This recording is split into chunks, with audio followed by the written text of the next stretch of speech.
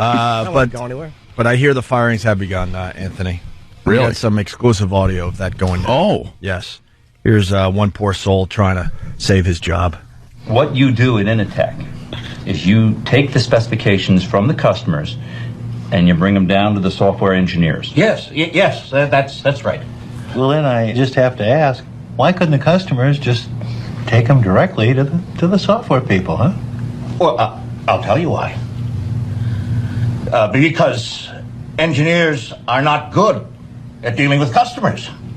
So you physically take the specs from the customer? Well, no, my secretary does that, or their fax. So then you must physically bring them to the software people. Well, no. Yeah, I mean, sometimes. What would you say you do here? Well, look, I already told you. I deal with the goddamn customers so the engineers don't have to. I have people skills.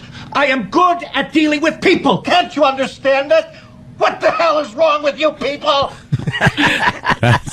That is absolutely what goes on behind those closed doors. There's going to be a lot of those conversations going on the next couple of days. Someone's just pretty much crying to keep their job. Yeah. But I got people skills. You ever fight for a job? No, when I got fired, it was for something that I couldn't defend. It was always bad. What was that? Anything from, when I was a kid, just barely scraping money together at a job. Mm-hmm. It was always something bad. I was, pilfering or late all the time, habitually late, absent, things like that. Taking extensive lunch breaks, leaving half a day. Mm-hmm. Yeah, I sucked. I was a very bad employee. You ever fight for a job there, Jimmy? Believe it or not, I've only been fired once, and I was 5 years sober when it happened. Ooh. Laicos lamps. Well, Laicos lighting. They were foreign-based, really high-end lighting. And I was doing... Would you like to buy a lamp? Yes. Is your room too dark? Can you not read past 6:30 p.m.? Ted's lamps. It's Ted's lamp service. We come over. We'll plug it right in for you. What was your job at this lighting company? I worked for Christoph Silver, which was a very high-end silverware place. We worked in Raritan Center in Edison, and it was a major, the shipping hub. So all the orders came through us and went out through us, and then Christoph moved back to New York City, and Laicos Lamps moved right into the warehouse. So I just kind of stayed, and they hired me. Well, what would you say you did there? What was your job? I mean, I would put the labels on the boxes and make sure that the tape wasn't coming up. Because, boy, the tape comes off. All of a sudden, you get a lamp lost. True. But that truck backed in, and I was right there an hour later at least, unloading it. An hour later. Oh, I was horrendous. And they finally fired me. And I'd never been fired before. Wow. I knew I was in trouble, though, because as the shipping order came in, they brought in this Italian guy who spoke Italian and worked his ass off. And he's just kind of here to help you. Oh, okay, that's cool. Just help. Good. Now I could do less work. Ugh. Oh, wait a minute. I'm fired? And I collected unemployment for 2 years and did stand-up.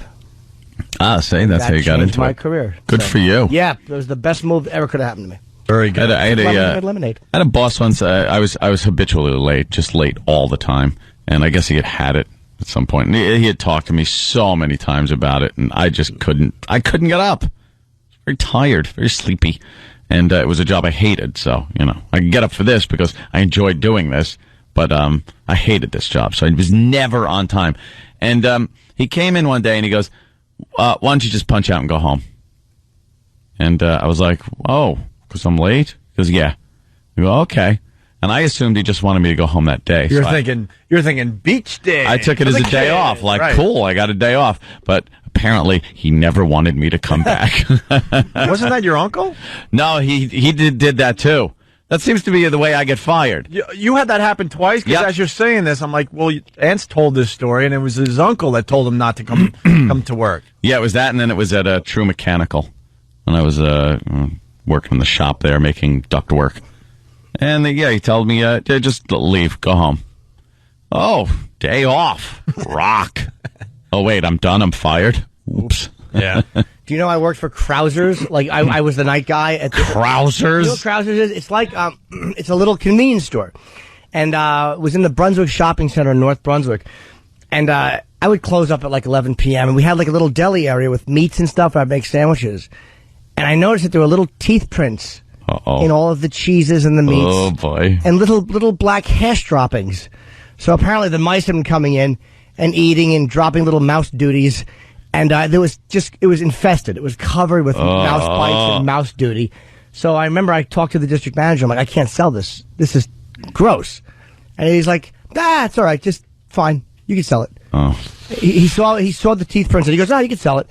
So he told me just to cut around the teeth prints and throw out the stuff that had been bitten into. Well, at least he said that. And I actually took a stand. I was like Norma Ray. I refused to sell the meat with feces in it. Sure that worked out well for you? I wound up just quitting, I think. I just didn't want to do it anymore, Gave in my keys. Good story, Jim. You got to think the little... I liked it. Yeah, it's great. 13 episodes should be built around it. The guy who wouldn't sell mouse duty on the cheese. I think his little mice feet were just stomping around the meat as he's taking bites. Oh, dragging those giant gonads that they have across the cheese. Ugh. It was really awful. I was just stealing cigarettes in my stupid light blue Kango.